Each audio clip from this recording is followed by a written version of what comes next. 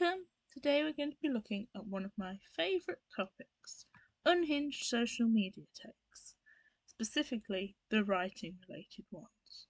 Now there was a phase when I was seeing a lot of this stuff in my feed, usually thankfully shared by other people saying it was a horrendous take and not from the original posters, but it's still bonkers and I wanted to dive into it. Without further ado, here is our first weird take. Now, this one is strange in a lot of ways. First of all, AI. Big controversial thing in the writing community at the moment because it often steals authors' work by training on it without their consent, and is also being used to churn out poorly written stuff. But the weird thing about this one is that this person somehow thinks that they should be allowed to republish somebody else's work that belongs to Penguin Group, one of the biggest publishing groups, using AI, and this is just something they should let this random, unheard of Redditor do without permission, or possibly with permission, but even so.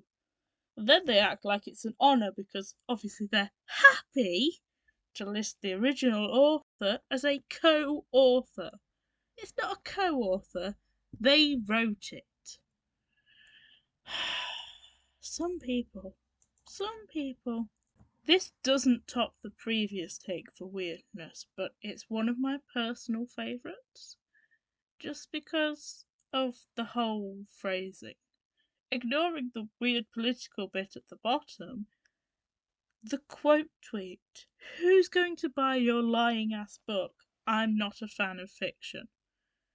So, all fiction authors are liars now? Wow. Did this guy just get mad that he initially believed there was a kingdom at the back of a wardrobe and now he has nothing to do with anything that's not strictly true? And then we have this, which, if my experience is anything to go off, gets it completely wrong. If you self-publish, you're not a published author. You're a self-published author, because published authors work hard and self-published authors throw money at things. All the self-published authors I know are broke. So I'm not quite sure how this is supposed to add up as throwing money at it. If anything, self-published authors have to work harder because they don't get a whole team at a publishing house to help them. Also, if you've published a book, you are a published author. Doesn't matter how you did it.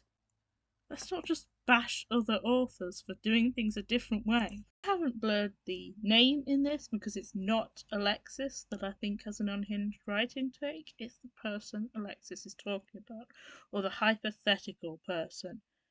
Person who thinks they're special for publishing faster than anyone else because they were so desperate to get their work out there. Every author is desperate, but sometimes you have to slow down, otherwise you're going to publish a steaming pile of hot garbage out of sheer desperation to be the fastest. Another weird take that I've seen from somebody who this person is quoting or paraphrasing.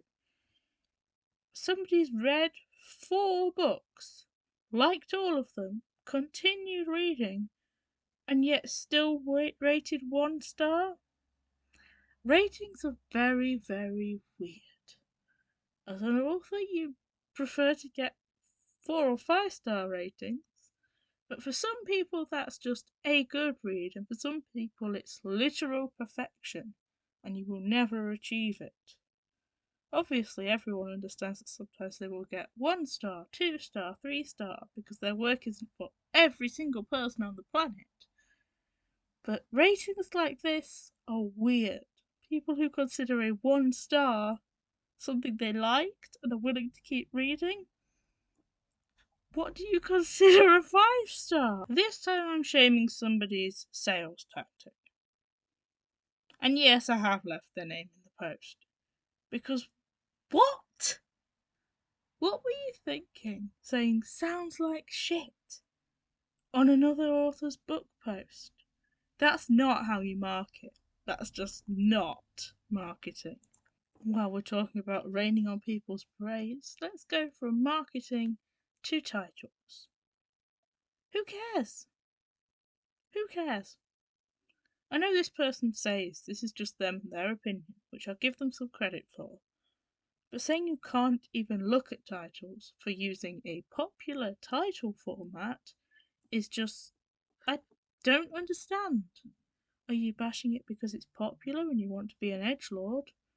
Or is there something about a combination of words that really upsets you?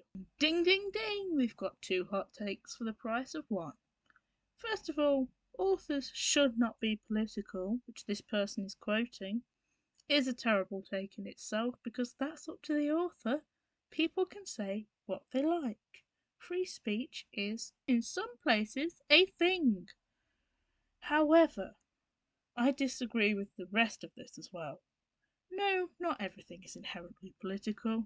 If someone just wants to write something for fun, for people to read for fun, it is not necessarily political. You don't have to obsess over politics in everything and look for unconscious and conscious politics. Some stuff is just fun. It's really that simple. Anyway, before I get too wound up, that's all. See you in the next video. And remember,